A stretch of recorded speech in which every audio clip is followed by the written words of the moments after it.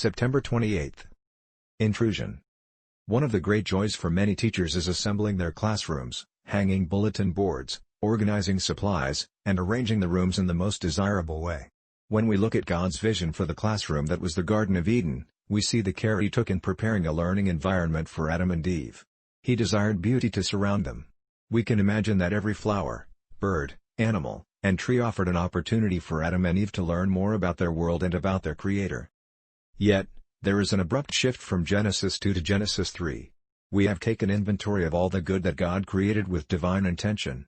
But in Genesis 3:1 we also awaken to God's provision for free will. The presence of the serpent is more subtle than any beast of the field is a departure from the language heretofore used. Such words as very good and not ashamed and pleasant are adjectives used to describe God's creation in the prior chapters. Now, however, with the serpent, there is a change of tone. The word subtle also is translated in some versions as cunning. Suddenly a negative element is introduced in what, so far, has been only perfection. In contrast, Genesis presents God as the opposite of cunning.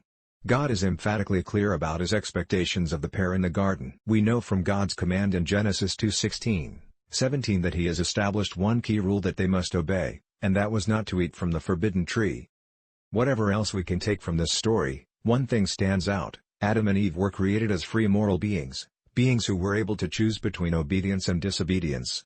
Hence, right from the start, even in an unfallen world, we can see the reality of human free will. In Genesis 3:1-6, examine the descriptions the serpent used and that Eve then repeated. What do you notice about the information that the serpent offers Eve? What do you notice about how Eve then regards the tree of knowledge of good and evil? Now the serpent was more cunning than any beast of the field which the Lord God had made.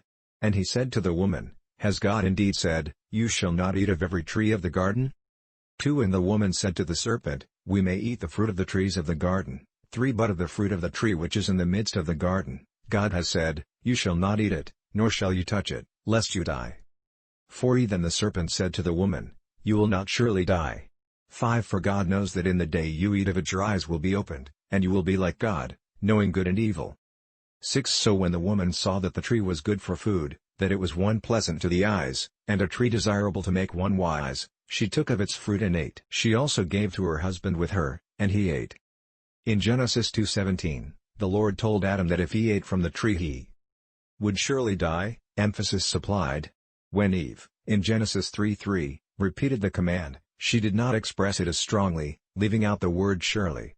In Genesis 3:4, the serpent puts the word back in but in an utter contradiction of what God had said. It seems that though Eve was taught of God in the garden, she didn't take what she learned as seriously as she should have, as we can see by the very language she used. By Adult Sabbath School Guide.